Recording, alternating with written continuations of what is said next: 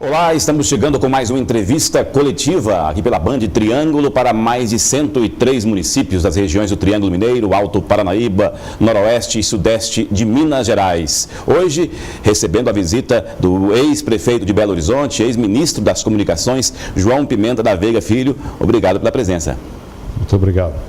Com a gente, o jornalista Gregório José, acompanhando a entrevista coletiva. Olá, Roberto. Olá, ministro. É um prazer novamente estar nessa bancada. A gente convidou o ex-ministro Pimenta da Veiga por conta do fato mais atual, que é a volta dele à política depois de praticamente 15 anos, né, Pimenta? É um pouco menos, 10 anos, mas que foi um largo tempo. Precisei organizar um pouco a minha vida pessoal, mas foi um momento muito importante para refletir sobre a política, sobre as coisas de Minas Gerais e do Brasil. Portanto, agora volto a convite dos nossos companheiros aqui do Estado, do próprio senador Aécio Neves, e volto com grande entusiasmo, porque quero dar tudo o que puder para contribuir para o desenvolvimento de Minas Gerais e para que as coisas melhorem no Brasil. Bom, ministro, o que o motivou a retornar à política depois de 10 anos de ausência? Na verdade, eu não estava fazendo militância política, mas quem em algum momento exerceu vida pública nunca se distancia por inteiro.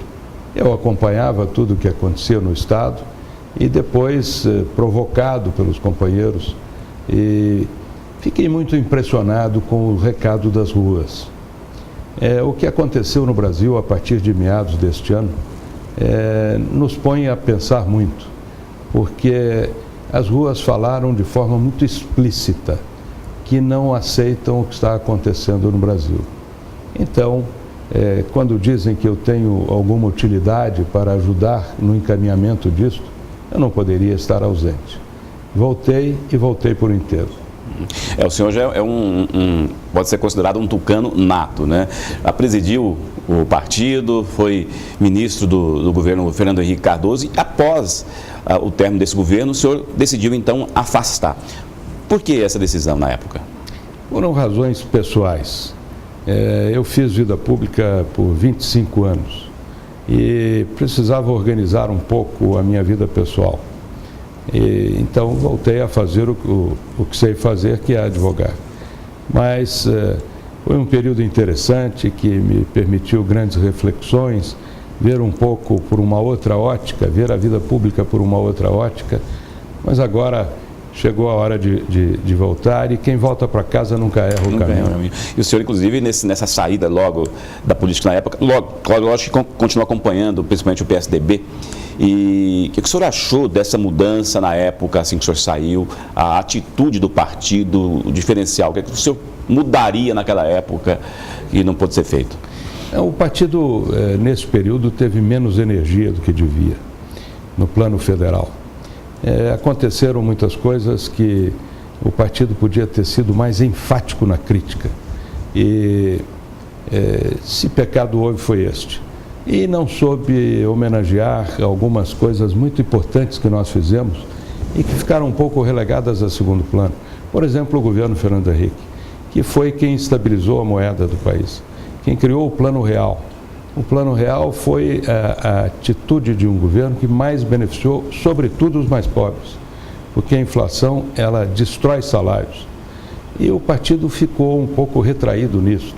Por exemplo, a questão das privatizações que fizemos de alguns setores da economia que não podiam ser conduzidos pelo Estado, que não tinha dinheiro para atender as demandas dos setores. Telefonia, por exemplo, quando assumimos eram 500 mil telefones celulares, hoje são quase 300 milhões, por causa da privatização.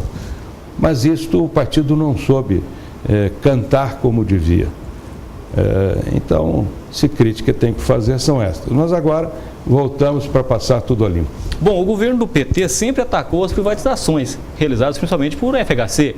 Agora o PT começa a incentivar e apoiar as privatizações. Isso é a metamorfose ambulante da política? Pois é, Gregório, você toca num ponto muito importante. Durante 10 anos disseram que privatizar era crime de lesa pátria. Agora, 10 anos depois, chegaram à conclusão que o caminho é privatizar. Só que acontece o seguinte, tentam e não conseguem fazer, não têm competência para fazer. Quero dar um exemplo que é muito caro aqui ao Triângulo Mineiro. A privatização da BR-262, uma via tão importante para a região. Tentaram fazer e não conseguiram. Por quê? Porque as empresas que poderiam participar do certame não o fizeram porque elas estão como os brasileiros, não confiam no governo. Portanto, criticaram durante 10 anos, agora tentam fazer e não conseguem. Ou seja, eles têm, pelo menos sabem o caminho que deve ser feito, mas não sabem como fazer. É, exatamente. Passaram 10 anos nos acusando de cometer um erro terrível que foi privatizar. Agora, reconhecem que é o caminho. Só que perderam o melhor momento da privatização, quando o mundo confiava no Brasil. Agora o mundo está vendo o país com desconfiança, até por causa do governo do PT. Pelo que tem feito o governo do PT, que é mestre em agredir todo mundo, mas encontrar caminhos, apresentar soluções, não consegue. E isso está reduzindo o conceito do Brasil no plano internacional. Então, quando o mundo estava com recursos abundantes para investir nas privatizações do Brasil, o PT se negou a fazer. Agora quer fazer, não sabe e já passou o melhor momento. Na opinião do senhor, o PSDB ainda é o partido principal, um partido forte para que se possa fazer essa oposição ao PT? Eu não tenho nenhuma dúvida que o PSDB é quem lidera a oposição pela competência das suas principais lideranças e é porque tem a melhor proposta. Mas o que a gente verifica é que o governo do PT chegou à exaustão. As pessoas não querem mais ver essa sucessão de erros. O Brasil está virando o país das obras interrompidas. Veja a transposição do Rio São Francisco, que absurdo. Disseram que iam fazer uma transposição em 3 anos gastando 4 bilhões. Já gastaram 8 bilhões e a obra não chegou ao meio. E o que foi feito está se perdendo. Isso é dinheiro público. A Ferrovia Norte-Sul, que prometeram para 2 anos, ela está interrompida, os aterros estão erodindo. Vão ter que ser refeitos muitos trechos. Muitos trechos vão ter que ser refeitos e não passou um trem e não se sabe quando passará. O trem de alta velocidade ligando o Rio a São Paulo, que era uma obra de 50 bilhões de reais, não saiu do papel, mas já consumiu 1 bilhão de reais. Quer dizer, começam as coisas e param. Sabe por quê? Porque não fazem planejamento. Eles não têm competência para administrar o país. O que tem é muito discurso. Prometem muito, fazem muita lenga-lenga eleitoral, mas não têm competência para administrar um país da complexidade do Brasil. Por isso nós estamos animados, porque esta é uma eleição em aberto. Eu acho que temos 3 candidatos que vão disputar em plano quase de igualdade. A atual presidente, o Aécio e o Eduardo Campos. Acho que dessa vez o Serra daria esse espaço para o Aécio. Eu estou convencido que sim. O ex-governador José Serra é uma pessoa que merece muito respeito. Foi prefeito de São Paulo, governador do estado, deputado federal, senador, um grande ministro da Saúde e do Planejamento. Portanto, é um homem muito experimentado. Disputou 2 vezes a presidência da República. Ele não faltará ao partido. Todas as ameaças de que ele deixaria o PSDB eram intriga da oposição. Na verdade, ficou no partido e eu estou certo que estará alinhado no projeto partidário, que neste ano é a eleição de Aécio Neves. São Paulo, lógico, o maior colégio eleitoral, mas Minas Gerais, até o senhor citou isso em algumas entrevistas, em relação a Minas Gerais, que poderia fazer diferença em relação ao Aécio. Você citou o exemplo como aconteceu com o Juscelino Kubitschek. Exato. Minas Gerais poderia eleger esse presidente. Mas tem uma outra coisa, né, ministro? São Paulo, Rio de Janeiro e outros estados sempre ficam preocupados quando os nomes partem de Minas Gerais. O pessoal parece que não aceita muito, principalmente quando o nome de Aécio vem sendo citado aí já há mais de 10 anos como um provável presidente. Eu acho que o Brasil está preparado para a liderança de um mineiro. O Roberto citou aqui o caso do JK, que foi, sem favor, a mais aclamada liderança do país. Quer dizer, um dos melhores períodos que o Brasil viveu foi o governo JK. Nós estamos diante de uma outra oportunidade parecida. A liderança de Aécio em Minas é tão forte, quem sabe até mais forte, do que foi a liderança do JK quando foi candidato à presidência da República. Se Minas se unir em torno do nome dele, se nós conseguirmos aqui, e isso é indispensável, uma extraordinária vitória em Minas Gerais, que nos dê uma diferença de votos de 3 a 4 milhões de vantagem sobre o segundo colocado, nós ganharemos essa eleição. Por isso é que eu digo que Minas fará a diferença, porque nenhum outro candidato conseguirá em nenhum outro estado uma diferença tão grande quanto a que podemos conseguir aqui. Por isso é que vamos trabalhar com muito entusiasmo. A entrevista coletiva dá um tempo, depois do intervalo a gente volta falando sobre o governo estadual, o qual o ex-ministro Pimenta da Veiga está pleiteando. Já.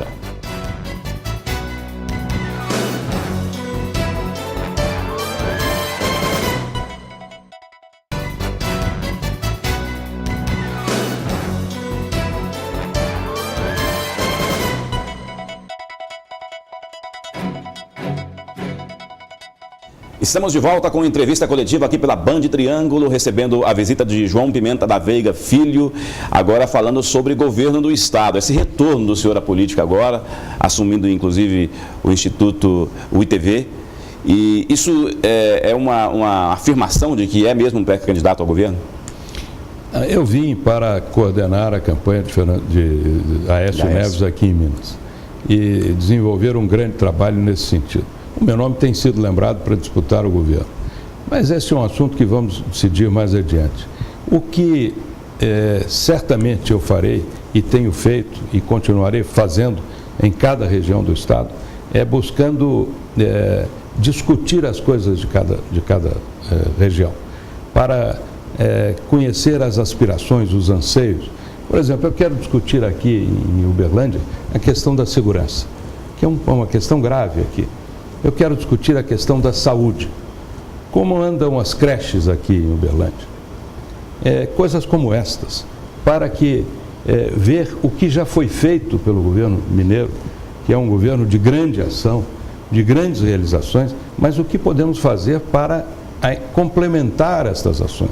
Por exemplo, na educação. A educação pública de Minas é referida como a melhor do Brasil, mas é evidente que podemos melhorar. Sabem o que eu quero para a educação em Minas? Que seja uma educação de nível internacional, seja uma referência internacional.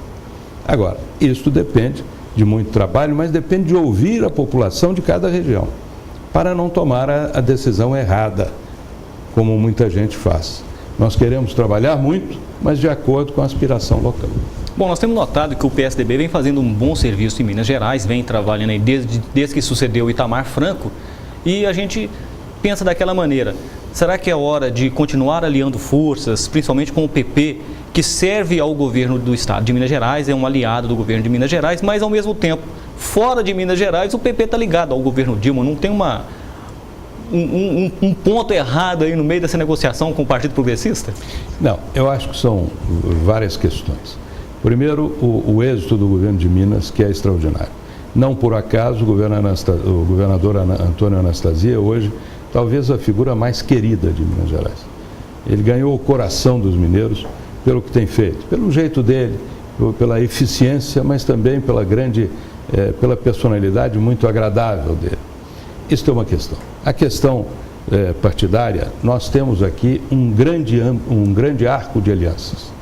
São 11 partidos que nos apoiam em Minas Gerais. É a maior aliança partidária, incluindo o PP. O PP do prefeito Odel, que é, sem dúvida, uma das melhores referências de Uberlândia, ao lado de muitos outros companheiros, mas ele se destaca pela estupenda administração que fez aqui. Mas, no plano nacional, o PP ainda não está conosco, mas eu não acho que a Aliança Federal já está definida. Se as coisas correrem como eu penso, nós estamos há mais ou menos um ano da eleição. Se os fatos evoluírem como eu penso que vão evoluir, porque as pesquisas indicam uma situação muito boa para nós e muito preocupante para Dilma. Quem é presidente da República ter nesta altura o índice de rejeição que ela tem é algo extremamente preocupante. E nós temos um candidato jovem, com uma cara boa, com uma grande biografia, tendo realizado o que realizou em Minas, tendo com o Congresso a relação que tem, porque foi presidente da Câmara. Temos um enorme campo para crescer. E se as coisas evoluírem até o momento de fechar as alianças, que é em meados do ano que vem, nós podemos ampliar muito o nosso campo. Quem sabe com o PP a nível nacional nos apoiando. Nas eleições municipais do ano passado, o PSDB não teve sucesso nas duas principais cidades do interior do estado, que é Uberlândia e Uberaba. Isso preocupa já para uma sucessão estadual? Esse eu acho que é um fato que nós temos que refletir sobre ele. Porque nós temos aqui lideranças importantes, como a liderança do deputado Luiz Humberto e muitos outros companheiros na Câmara Municipal, na sociedade civil, mas não elegemos o prefeito nem de Uberlândia e nem de Uberaba. Precisamos refletir sobre isso. O que não quer dizer que a nossa estrutura aqui não seja uma grande estrutura. Mas um dos desafios que eu tenho nesse trabalho que vou realizar é não apenas contribuir para que haja cada vez mais uma integração do Triângulo com Minas Gerais, fazendo com que o Triângulo seja a mais mineira das regiões. Não apenas isso, mas fazer também com que a nossa proposta, a nossa gente, tenha uma percepção muito melhor do que tem tido nos últimos tempos aqui no Triângulo. Nós temos tudo para nos integrarmos com o Triângulo. Eu quero ser presença frequente aqui, eu quero ouvir as pessoas, eu quero conviver com as pessoas de Uberlândia, de Uberaba, de Ituiutaba, de Araguari, enfim, de todo o Triângulo, do Alto Paranaíba, para promover essa integração. Uma aproximação, que eu acho que precisa se feita. Uma aproximação política e uma aproximação pessoal. Eu acho que temos todas as identidades com o Triângulo e vamos procurar aprofundá-las. Bom, ministro, no começo da entrevista o senhor falou assim que o PSDB perdeu a oportunidade de divulgar o trabalho realizado durante o mandato do Fernando Henrique Cardoso. O Lula aproveitou bem isso, todo mundo, a classe baixa, a classe média, ama o Lula e sempre estará junto com ele, pelo menos fala isso nas redes sociais, onde a gente escuta, embora existam algumas críticas. O senhor acredita que Fernando Henrique Cardoso e Lula terão peso importante na eleição do próximo ano? Eu acho que um ex-presidente sempre é uma voz ouvida, porque ficou, pelo fato de ter sido presidente, em algum momento foi acolhido pela maioria do país. Na verdade, o Lula é muito bom de conversa, consegue ter uma comunicação muito boa com o eleitorado. E isto acaba influindo bastante. Mas ninguém vai tirar os méritos do governo Fernando Henrique. Não há possibilidade do Brasil esquecer que quem modernizou o país, com as privatizações que hoje são tão elogiadas pelo PT, que nós fizemos com a oposição do PT e especialmente com a oposição do Lula. Agora eles estão confessando que erraram. Então, o julgamento da história, eu não tenho dúvida, vai ser muito mais favorável a Fernando Henrique do que a Lula. Passada a emoção do momento, quando não houver mais esse discurso do Lula, um discurso que tem vários aspectos, eu não tenho dúvida que a comparação entre os dois vai privilegiar Fernando Henrique. O senhor tem conversado com o FHC para que ele entre engajadamente na campanha do próximo pleito? Ele já está engajado. Um homem que fez o Plano Real, que foi o que mudou o Brasil contemporâneo começou com o Plano Real. O Plano Real é que organizou a administração pública, que permitiu o planejamento das empresas, dos governos e da vida pessoal de cada um. O homem que fez isso merece todas as homenagens. Portanto, e ele está disposto a ajudar, ele vai se integrar. É lógico que não vai fazer a campanha diária, porque não apenas porque é um ex-presidente, mas é um homem que tem muitas outras atribuições. Mas estará, sem dúvida, absolutamente solidário com a campanha de Aécio Neves. O senhor, nesse período que o senhor ficou afastado da política, o senhor participou, nem seja indiretamente, dessas campanhas do Estado, no país, ou ficou dedicado à advocacia?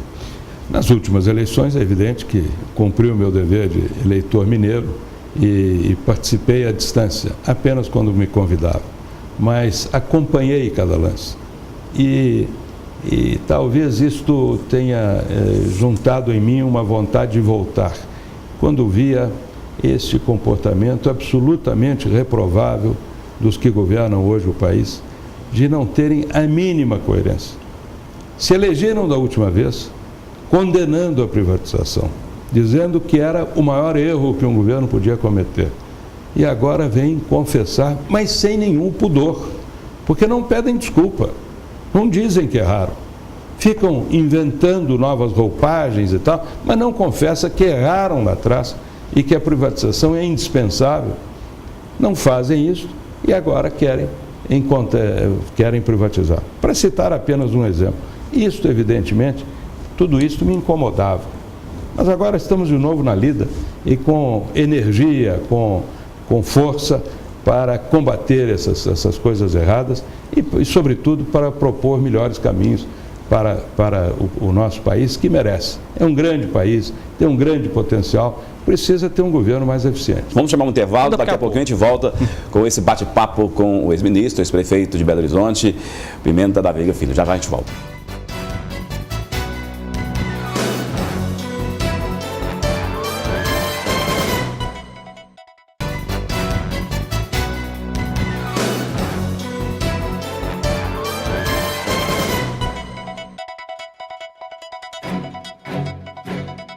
Com a entrevista coletiva pela Band Triângulo, voltando com João Pimenta da Veiga Filho, agora continuando falando sobre o governo de Minas Gerais. O senhor está focado, como disse agora, nessa questão de trabalhar aí a presidência, né, com Aécio Neves, acompanhando inclusive o senador onde ele tem andado.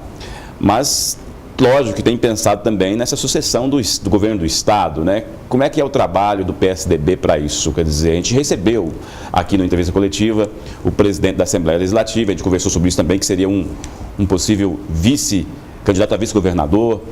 Tem toda essa mobilização já em Belo Horizonte para saber quem sai, quem teria força para combater, para dar sequência ao governo do Estado? Olha, o partido está examinando isso. E o momento de definição é um pouco adiante.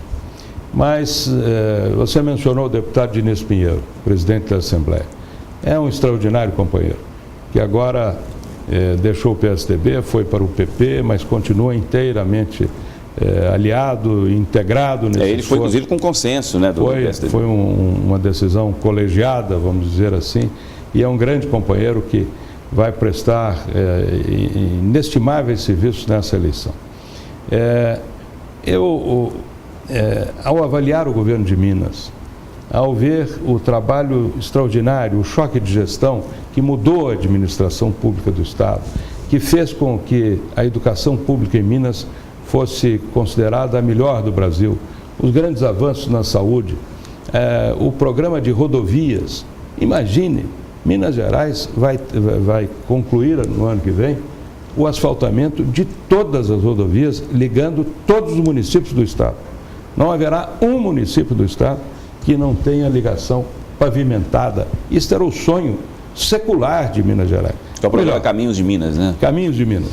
Ou melhor, 6 não vão ter, porque são estradas federais, que o governo federal não fez e não transferiu para o governo estadual. O que prova que o governo federal virou as costas para Minas. Nenhum projeto desta grandiosidade para levar a estradas asfaltadas a todos os municípios, nem isto sensibilizou o governo federal. Não fez e não deixou que Minas fizesse. Mas, enfim, são grandes realizações e que certamente projetam a possibilidade da eleição de um sucessor para dar seguimento a este notável trabalho. E eu faço uma outra suposição.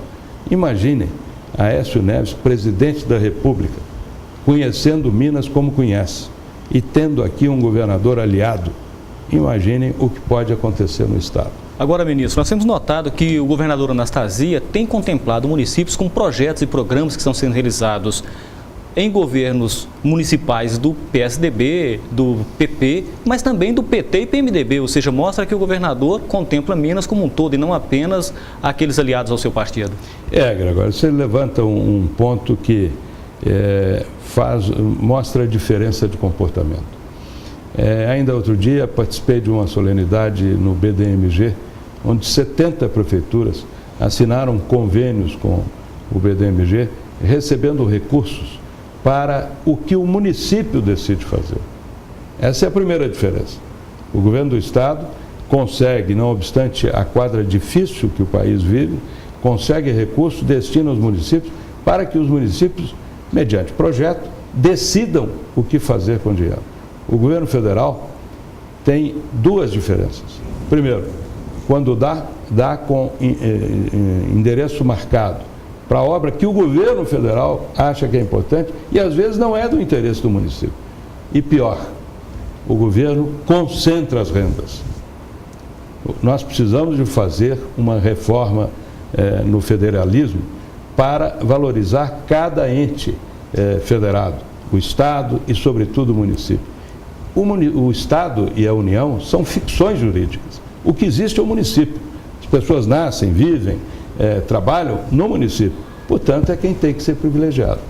E o governo federal é absolutamente insensível a isso. Bom, a entrevista coletiva está chegando ao fim. A Band Triângulo agradece a presença do senhor, ter aceitado o convite de esse bate-papo aqui sobre governo estadual, sobre o PSDB nacional, e fica aí à disposição também suas palavras finais em relação aí ao futuro do senhor, do governo de Minas Gerais. Roberto, Gregório, eu agradeço muito. Primeiro porque eu tenho muita admiração pelo trabalho desenvolvido pela Band. É uma emissora que tem a simpatia dos mineiros. E depois porque esta oportunidade de falar às pessoas, de expor ideias, de provocar debates é essencial. Quem faz vida pública depende disso. Nós temos que estar excitando alguns assuntos para que as pessoas discutam, para que as melhores soluções sejam encontradas. Fazer isso no Triângulo, para mim, é essencial, porque eu quero ter total integração com Uberlândia, com Uberaba, com Ituiutaba, com Araguari, com Iturama, com Frutal, com todas as cidades daqui, porque eu entendo que este talvez seja o melhor pedaço de Minas Gerais. E precisa ter esta integração. As coisas daqui têm que repercutir em Belo Horizonte e as coisas de Belo Horizonte têm que repercutir aqui. Esta é uma das tarefas que eu me disponho a fazer. Portanto, muito obrigado por esta oportunidade. Um abraço, até o próximo programa também. A entrevista coletiva volta na semana que vem. Vai lá.